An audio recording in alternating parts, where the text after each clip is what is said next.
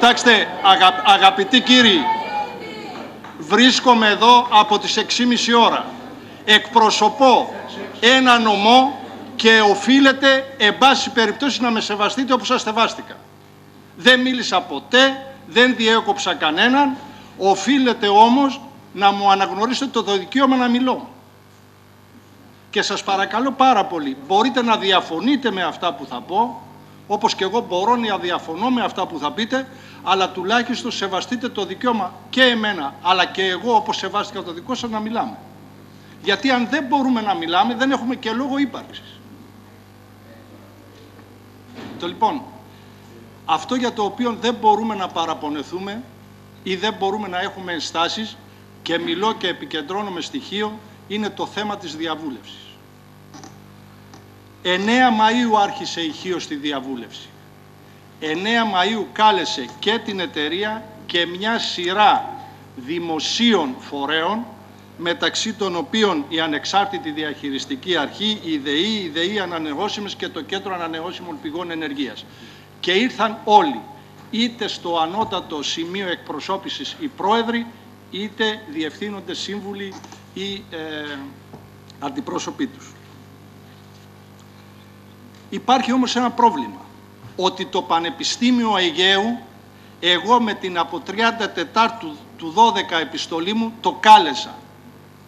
Και το κάλεσα όχι à la carte, έλα εσύ ή έλα εσύ ή έλα εσύ, κάλεσα το Πανεπιστήμιο Αιγαίου ως ένα φορέα του οποίου η Ιχειακή Κοινωνία για το συγκεκριμένο αυτό θέμα ήθελε και επιζητούσε την άποψή του.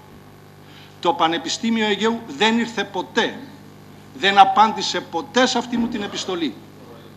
Και το έκανε για τυχείο που η Χίος του έχει δώσει δεκάδες εκατομμύρια ευρώ για να στηρίξει την ύπαρξή του, τη λειτουργία του.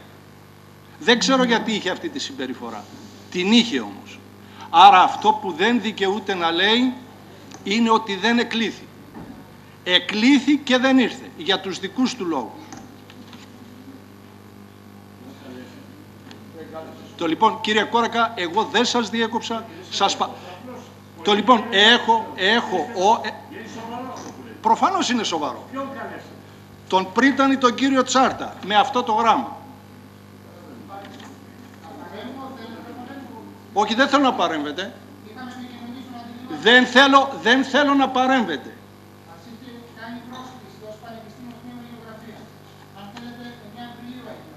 Εγώ απαντήσατε στο δικό μου ερώτημα. Σας απάντησα 9 Απριλίου, ναι. Είχε γίνει μετά από πρόσκληση μια μελέτη, επιστημονική έκθεση. Λοιπόν, εντάξει, τα έγγραφα είναι στη διάθεσή σας.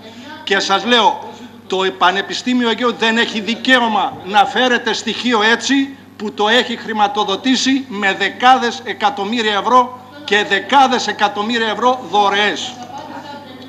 Το λοιπόν, εκεί ακούστηκαν και διάφορα πράγματα. Πολλά πράγματα. Ακούστηκε και κάτι το οποίο το χαρακτηρίζω γελίο για να μην το χαρακτηρίσω σκόπιμο. Υπήρξε η άποψη ότι αν και εφόσον εγκαταστεθούν ανεμογεννήτριες, τελειώνει η μαστιχοπαραγωγή. Ευτυχώς αυτοί που το έθεσαν αυτό το ερώτημα, αυτή την άποψη, κατάλαβαν το σφάλμα τους και δεν το ξαναέθεσαν. Και αυτό γιατί όποιος έχει έρθει στοιχείο και έχει πάει στην ανατολική ακτογραμμή, η ευθεία απόσταση μεταξύ της Χίου και του Τσεσμέ είναι περίπου στο κοντινότερο σημείο γύρω στα 13 κάπου εκεί χιλιόμετρα. Και βεβαίως στην απέναντι πλευρά υπάρχουν εκατοντάδες ανεμογεννήτριες, τις οποίες μπορείτε να τις δείτε με γυμνό οφθαλμό. Η απόσταση από τα μαστιχόδεντρα χωρίς την παρεμβολή αναγλύφου είναι 13 με 14 χιλιόμετρα.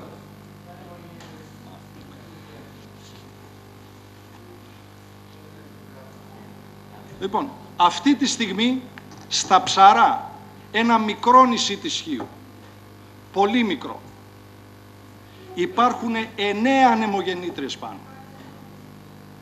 Εγώ σας ρωτώ, οι 350 μόνιμοι κάτοικοι των Ψαρών, τον χειμώνα 400 και οι 1.000-1.500 το καλοκαίρι, ουδέποτε σε μένα ή σε κάποιον άλλον περιφερειακό σύμβουλο ή στον δήμαρχο δεν έχουν πει κάτι.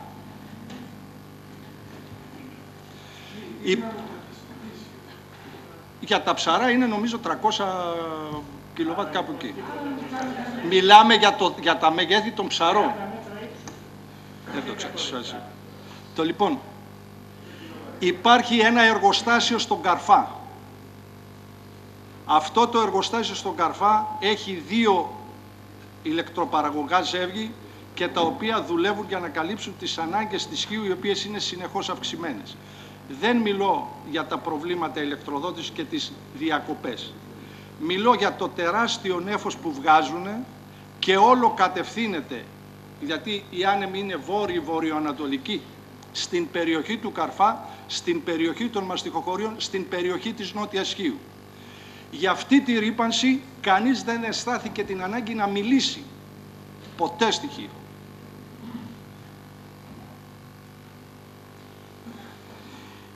Ελέγχθηκε κάτι άλλο, ελέγχθη όμως και καλυμμένα. Να παράγει η Χίος, συγχωρήστε μου, τη Χίο εκπροσωπώ, για αυτή μιλώ, όσο καταναλύσκει. Η ερώτησή μου είναι, μπορεί να το πει αυτό η Μεγαλόπολη? Μπορεί να το πει η Πτολεμαΐδα? Δηλαδή μπορούμε να πάμε σε μια λογική ότι πάμε στις πόλεις κράτη και δεν με ενδιαφέρει τι γίνεται στη Μυτιλήνη, τι γίνεται στη Χίο, τι γίνεται στην Αθήνα, τι γίνεται στην Πελοπόννησο?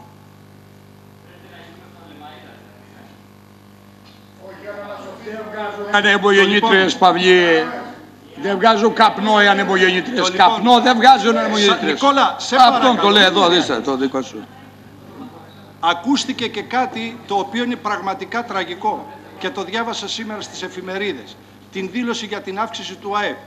Δηλαδή εμείς ως Περιφερειακό Συμβούλιο είμαστε εδώ για να μην αυξάνουμε το ΑΕΠ. Ο στόχος μας είναι να περιορίσουμε το κατακεφαλήν εισόδημα. Εγώ θέλω να σταθώ σε 3 πράγματα. Εγώ δεν λέω ότι είμαι πατριώτης περισσότερο από κανένα, ούτε οικολόγος περισσότερο από κανένα. Ανατρέχω όμως σε 3 γραπτά κείμενα και επιτρέψτε μου το. Έχω εδώ την δήλωση της κυρίας Κοντούλη, των οικολόγων Πράσινων, η οποία έγινε στις 26 Τετάρτου του 12, στα 26 χρόνια από το πυρηνικό δυστύχημα του Τσερνομπίλ, και καταλήγει στη δήλωσή της ότι χωρίς αυταπάτες για μαγικές λύσεις χρειαζόμαστε αποφασιστικές και φιλόδοξες πολιτικές εξοικονόμησης ενέργειας και προώθησης των ΑΠΕ, ώστε πριν από το 2050, τώρα έχουμε 12, να έχουμε απεξαρτηθεί πλήρως από ορυκτά καύσιμα και πυρηνική ενέργεια στην Ελλάδα και στην Ευρώπη. Λοιπόν, η ερώτησή μου είναι, αν αποκλείσουμε την πυρηνική ενέργεια που όλοι συμφωνούμε, αν αποκλείσουμε και τα ορυκτά καύσιμα σύμφωνα με τη δήλωση των οικολόγων Πρασίνων, τι άλλο μένει? Λοιπόν, έχω μία δήλωση, την επίσημη θέση της Greenpeace από το αιωλική ενέργεια και κλιματική αλλαγή. Δεν τη διαβάζω, μπορείτε να ανατρέξετε. Και έχω και την επίσημη θέση της WWF, η οποία λέει, τη σταχυολογώ, γενικότερα απαιτείται η μέγιστη εξάπλωση των ΑΠΕ, και καταλήγει, οι κρίσιμες αποφάσεις πρέπει να ληφθούν άμεσα, ώστε να ξεκινήσει η μετάβαση σε μια οικονομία χαμηλών εκπομπών ρήπων και διοξιδίου. Η Ελλάδα μπορεί και πρέπει άμεσα να ανταποκριθεί σε αυτή την πρόσκληση, μειώνοντας δραστικά τις εκπομπές βάσει των υφισταμένων τεχνολογιών, έτσι ώστε να βοηθηθεί η χώρα να μεταβεί σε μια οικονομία χαμηλών εκπομπών άνθρακα, εφαρμόζοντας τις διαθέσιμες λύσεις. Υπήρξε ένα συνέδριο στοιχείο σχετικά με τις τελευταίες πυρκαγιές. Εκεί υπήρχαν διάφοροι επιστήμονες. Ακούστηκαν πολλά. Θα σας μεταφέρω, υπήρχαν διάφοροι, δεν θέλω να τους ερμηνεύω εγώ ούτε να τους αποδίδω. Υπήρξε όμως και μία δήλωση του καθηγητή του περιβαλλοντολόγου, του κυρίου Μάργα. Επειδή δεν θέλω εγώ, τον ξέρετε, μπορείτε και να επικοινωνήσετε μαζί του και να σας πει τι δήλωσε για τις ανανεώσιμες πηγές ενέργειας. Όσον αφορά τη δική μου θέση, εγώ την δική μου θέση την έχω κάνει γραπτή για να μην υπάρχουν παρεξηγήσεις και την έχω δώσει και στους συναδέλφους και στο διαδίκτυο. Εάν και εφόσον μπορούμε να επαναδιαπραγματευτούμε τα αντισταθμιστικά ωφέλη. Και αυτό πρέπει να το επαναδιαπραγματευτούμε ως Περιφερειακό Συμβούλιο. Εάν και εφόσον έχουμε γραπτές και κατηγορηματικές δεσμεύσεις για το ότι θα τεθεί σε πεπερασμένο χρονικό διάστημα από την έναρξη λειτουργίας των ΑΠΕ